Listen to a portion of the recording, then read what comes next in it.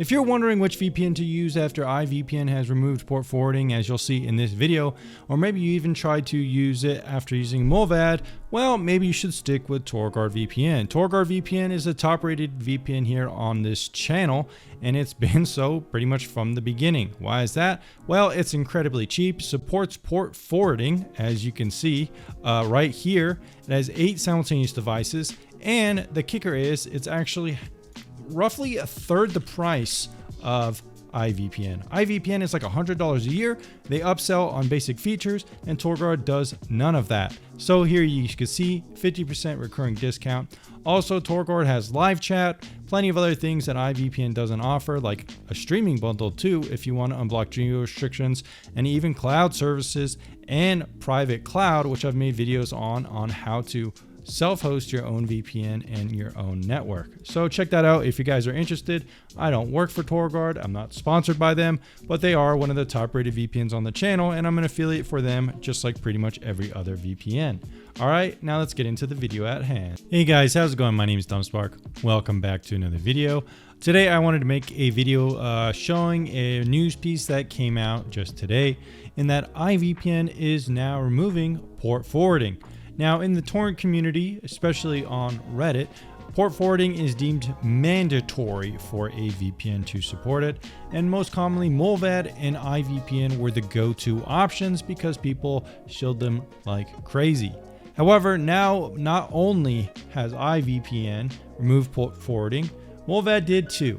So now both of these common VPNs recommended for good torrenting are now no longer supposed to be recommended because they don't support port forwarding any longer.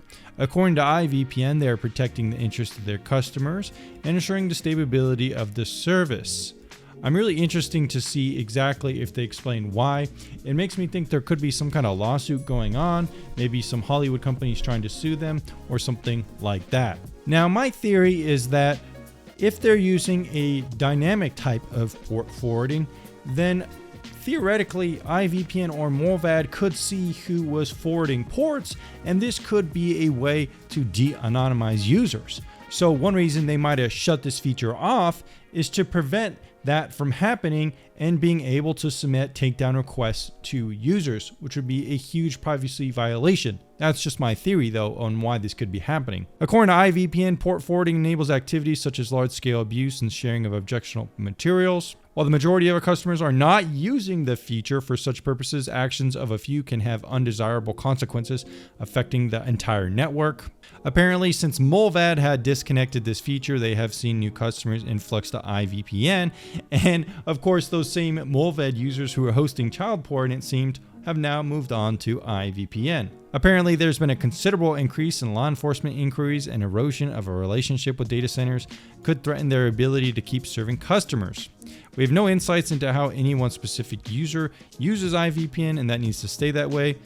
Okay, so that is kind of like my theory, that perhaps this is causing issues that could de-anonymize users, and they don't want that to happen. Apparently, they have found no other way to avoid negative outcomes but to remove port forwarding features from the service. Apparently, as of today, port forwarding is not offered for new customers, and existing customers cannot resolve new ports. Apparently, they're disabling all ports and removing this from the service from September 30th, 2023.